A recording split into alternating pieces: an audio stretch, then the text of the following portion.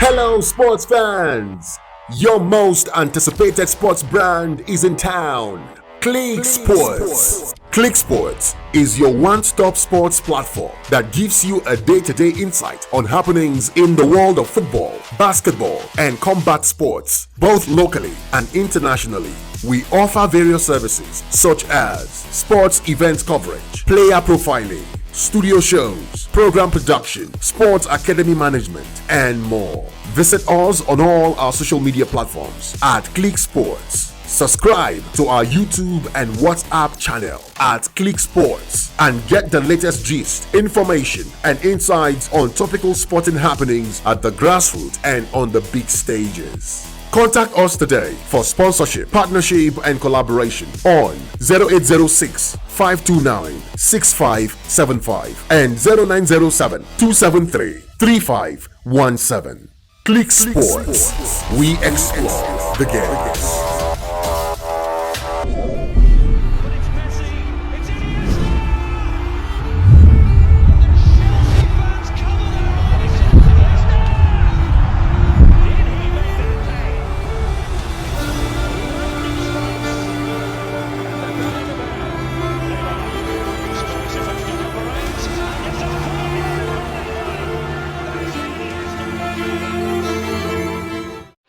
Are watching Click Sports.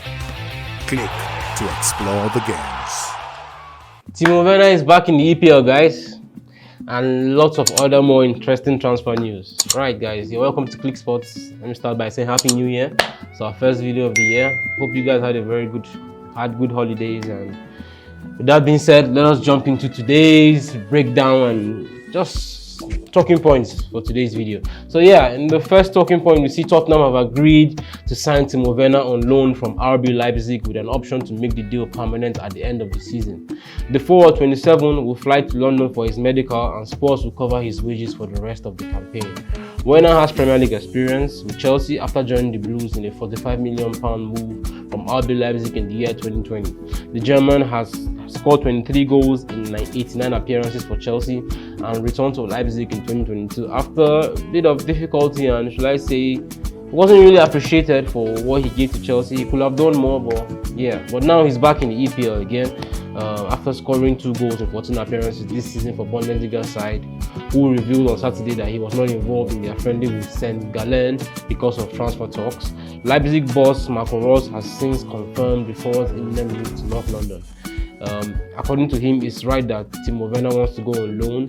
Timo would like to go to European Championship.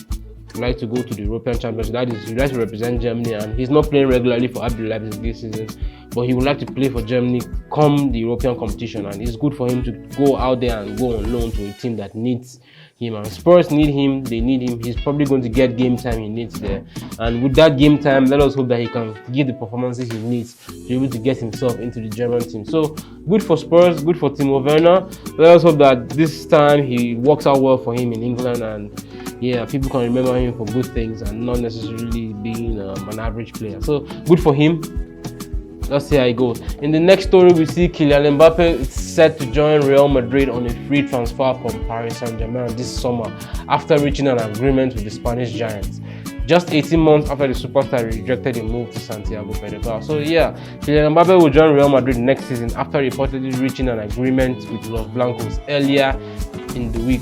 According to Foot Mercato, the last 2 summers have seen both Mbappe and Real Madrid involved in transfer sagas, with all things seemingly pointing towards a stunning move on both occasions. However, Real Madrid were left red-faced on both occasions. Therefore, Real Madrid are eager to avoid a third defeat when discussing a potential transfer with Mbappe, who will be out of contract at the end of the season.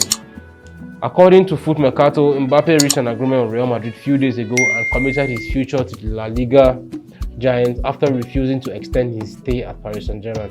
However, reports are stating that the financial package on offer from the Spanish Giants is lower than those that represented the 25-year-old superstar during negotiation in 2022. Wow. So yeah, finally it looks like this transfer saga is about to come to an end, and Mbappe is set to join Real Madrid as everyone has been expecting him to. Well, good for him. Good for Madrid, bad for PSG, because I mean PSG are losing their star man on a free transfer. I mean, we all know PSG have all the money in the world, but still, it's not good business knowing full well that you have a guy like Mbappe. And yeah, but yeah, we all know that this is what Mbappe wanted. He didn't want to sign a new contract. He didn't even want to go to be sold last summer, whereby PSG will have at least be able to recoup some money for his services. But at the end of the day, well, let's just hope that everyone is happy. PSG are getting rid of a player who doesn't really want to stay. That gives more space for them to bring other people who want to play for the club. Madrid are getting the player that they've always wanted, the guy who they believe this is the key man to make this team the team of this generation. So yeah, good for him. He's going to join up with great players, Vinicius Junior, Jude Bellingham. So yeah, Madrid are going to be a scary prospect. Let's hope that this goes well. And yeah, as things are with Madrid, let's see how it goes. Mbappe to Madrid is not a small transfer. This is scary, especially for those guys in Spain, Barcelona, man. But yeah, good one for them. Yeah, in the next story, we see Arsenal legend, former Arsenal defender and legend, Martin Keown claims Arsenal's loss to Liverpool underlines their deficiencies in front of goal and says that Mikel Arteta must buy a striker in this January to compete, as the Gunners could have been at the Emirates all night and still not scored. Martin Keown says Arsenal are in desperate need of a striker after watching the Gunners struggle to score against Liverpool in the third round of the FA Cup on Sunday evening. The Gunners missed several opportunities to score and ended up losing the game 2-0 following an own goal from Jakob Pugh, an unfortunate own goal in the 80th minute, and a stoppage time strike from Luis Diaz. Kai Havertz, Bukayo Saka, Martin Odegaard all came up short in a game where Mikel Arteta's side registered an XG of 1.89, meaning they have scored just one goal from 6.47 XG over the last 3 games. I mean, Arsenal were expected to have scored at least 6 goals in the last 3 games, and they've not even been able to score. They've only scored just one. Yesterday they had an XG of close to 2 goals, 1.8, which is pretty much 2 goals. Arsenal didn't even score one to even show for all their dominance. So yeah, Keown was particularly disappointed with Havertz's performance and said he was surprised by Arteta's decision to keep the German on the pitch for so long, eventually replacing him with Emil Smith Rowe in the 88th minute. Keown said Arsenal could have been at the Emirates until midnight and they still wouldn't have scored, highlighting the fact that they need to purchase a striker in January. I mean, this has been a lingering issue for Arsenal this season. Everyone has been citing it. Arsenal have not been as clinical up front as they were last season. Arsenal haven't scored as much goals. They haven't been as deadly up front. Fine, they've been great defensively. In midfield, they've been a bit stable, but throughout this whole season, everyone has been complaining Arsenal's attack, and in this December, it was finally exposed. It started with the game against West Ham. They dominated the game, wasted their chances, and West Ham dealt with them. The next game, the same thing happened against Fulham, and now here we are with Liverpool again. 3 games in a row, no win for Arsenal, no goals to show for it. So yeah, Arsenal, if you didn't know you needed a striker, now is the time to sign the striker, and it's perfect time. This is January transfer window. I mean, Victor Osimhen is out of reach. Dusan Vlahovic, we don't know if Juventus will be willing to sell. Ivan Toney, there might be a chance there, but it's going to either cost a lot of money and a lot of convincing for his club to let go of him. So Arsenal are in a difficult position. The players that the strikers that they actually really need are there, but they can't really, realistically, they might not be able to get them in this January. And so what do Arsenal do? How does Arteta find a solution to this? Even me, myself over here, I don't even know. Because for me, the only solution to this is a striker like Osimhen or Ivan Toney. But if they're saying that you can't get them in January, so what are the other options? The only best option for me right now would be the second top scorer in Bundesliga, Seru Girassi, who has a release clause of just £17 million, and he's scored 17 goals in 14 games. He's been on form this season. Now, he doesn't have Premier League experience, and nobody has really been putting an eye on him to really say that, yeah, this guy is going to be. Most people are even looking at this season as a freak season for the guy. So will it be a wise investment for Arsenal? I mean, 17 million isn't much for Arsenal. You can spend 17 million this January, sign the guy, let us see if he's going to deliver. If he delivers good, you got a guy who delivers, gave you the goal that probably helped you win the title. For just 17 million pounds, and that leaves you with over 100 million pounds. You can still go in there and sign an Osimhen and an Ivan Toney in January, in the summer. But outside of that, what can Arsenal really do? It's a difficult one for Arteta, a difficult one for Arsenal and the Arsenal fans. Let us hope that they can somehow, maybe Arteta can fix the problem within the team and Arsenal can get back to scoring with Saka and Martinelli. Jesus is injured, Nketiah, all those guys can start scoring again. If they can't, then maybe Arsenal should just go for any striker they can find. The best possible striker they can find now. I've mentioned Sekou Girassi. There've been talks of Dominic Solanke. He's been having a good season. You can spend a little money on that guy, maybe bring him on loan, let him play, and then you see what happens. But right, Arsenal in a difficult place, and I don't envy you guys. I don't envy Arteta, but let's hope that you can find a solution out of this. Right, in the next transfer story, we see Newcastle have been handed a transfer boost as Juventus do not intend to continue with the pursuit of Man City's outcast Calvin Phillips after talks on loan fee and salary fell apart. Now, Newcastle have been hoping to land Calvin Phillips, and rightly so. Their hopes have been boosted because Juventus have seemingly pulled out of the race to sign him because they couldn't just reach an agreement with Man City on the salary, who should pay his salary, who should pay more of his salary, and how much the loan fee. It seems that Man City's valuation of the player's loan fee and how much they want to pay for it is far off from what Juventus are thinking. So you know how it goes with Italian clubs. Now, Italian clubs never seem to have the money they need to sign the players that they want, and they're always looking for cheap options. So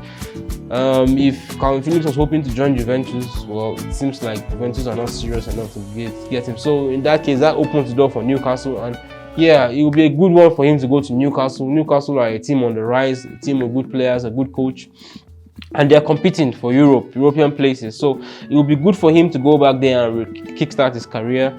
And yeah, let's hope that something comes out of it. Calvin Phillips is a player I like and I rate very highly, and it's unfortunate to see that he went to Man City and he's not really been able to establish himself there, even though he may not even be the main guy ahead of Rodri, but at least he should have been playing more and be contributing way more than he has done. So he can't get that at Man City. Go to Newcastle, I don't really think in his position Newcastle are well equipped enough to not need a player like him or to keep a player like him on the bench. So if he goes to Newcastle, he will get all the game time he needs. You have the time to pick himself up and get back to form because the Euros are at hand, and yeah, he's one of England's best midfielders, talent-wise.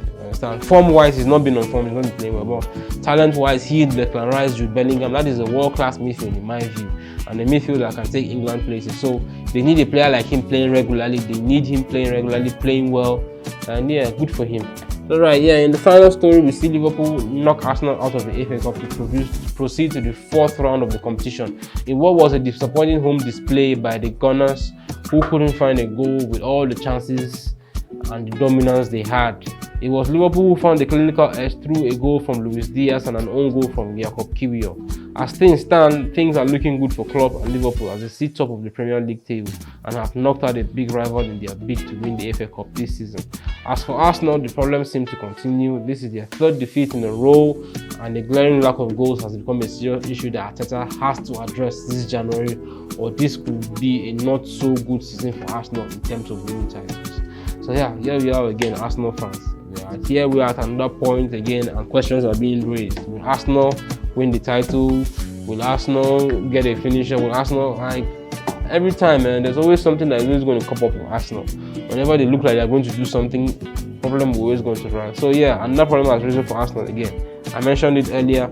Arsenal need to get back to winning ways, and they need to get back. They need a striker, they need a goal scorer, or they need the attack to get back to winning ways. You know, this whole season, Arsenal were priding themselves on, great. You know, they always say that a good attack will win you games, but a good defense will win you titles, and that is true. But we're starting to see that now. Even at that now, teams are starting to find a way to counteract that. Arsenal were priding themselves on a strong defense. They wasted so many chances throughout the course of this season, even though they scored a few goals. But their defense was always there, and with Declan Rice and the defense, they were always there to keep Arsenal in the game and to keep Arsenal in the reckoning. Now, people have figured out that Arsenal are not taking their chances, and now they've also figured a way out to perforate the defense. So what is the next step for Arsenal? Next step for Arsenal is to get a goal scorer, get the goals that you need back in the team, and let's see, man. As an Arsenal fan, it's worrying times for Arsenal. I don't really have an issue with Arsenal finishing the top 4. I know Arsenal will be in the top 4 there or thereabouts, but the main thing is the title. Like, you need to win something. What's the point of all this improvement, all this progress you've made, and you have nothing to show for it? It doesn't really make sense to go through this era playing as well as you have with all the players you have, and then you're just finishing in the top 4. No real title to show for it. It doesn't really make sense. At least there should be a significant title to show for it. And this season looks like another good chance for Arsenal. Last season, we could say that, okay, fine, maybe Arsenal really didn't expect to be in the title race. Yes, even though they had the chance, they didn't get it.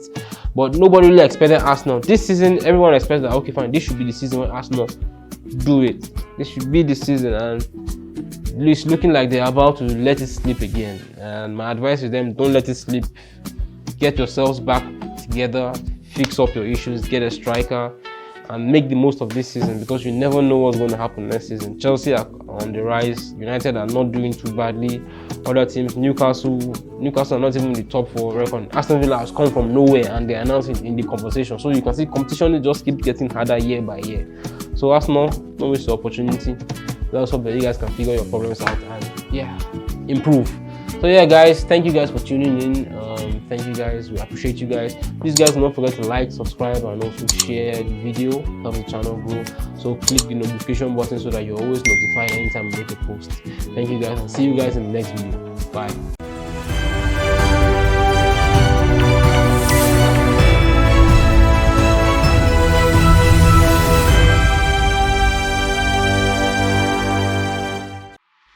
Packaged by iKing Media.